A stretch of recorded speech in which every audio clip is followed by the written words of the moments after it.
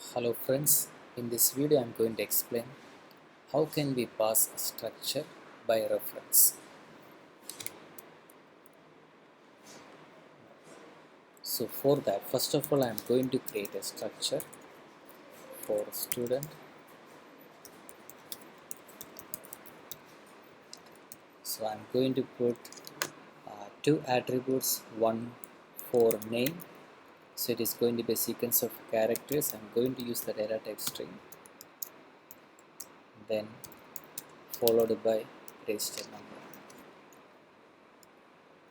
And I am going to initialize one structure variable. The name I am going to use John, and race number is 101. Now I am going to create a function which is going to modify John by some other name.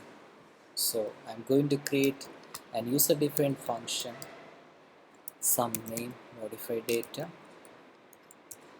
like this. So now from the main I am going to call modify data.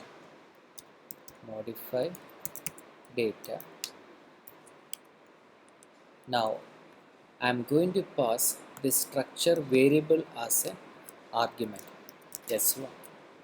Now this S1 will be passed as an argument to this function. So we need to retrieve it in a variable, say yes.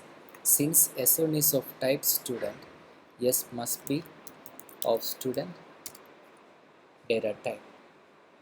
So now I am going to say that yes dot name equal, so let us say that Tom. So we want to modify S1's name John to, we want to modify this name by a new name called Tom. So we are going to check whether it is really modified or not. So after calling this function, so for that cout S1 dot name. So here the function is defined before the main, so no need to give prototype, we can directly call the function as it is. So now let me run the program, and here you can see that even after the modification we try to modify, but still we are getting the same. So here what's happening is a new structure object will be created, and whatever S1 has, everything will be copied to S. Now whatever you do the modification here, it will not be reflected in S1. So still if you want to get the reference, then what you can do is say that ampersand yes. Now if it, suppose if you are not putting the ampersand, so what happened?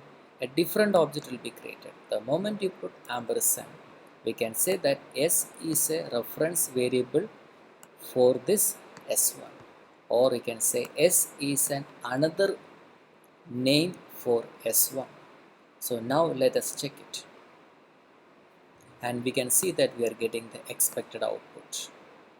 This is called call by reference, and here S is a reference variable to S1. So let me give some the variable yes, it is a reference variable. It means it is a variable pointing to S1. Thank you for watching this video.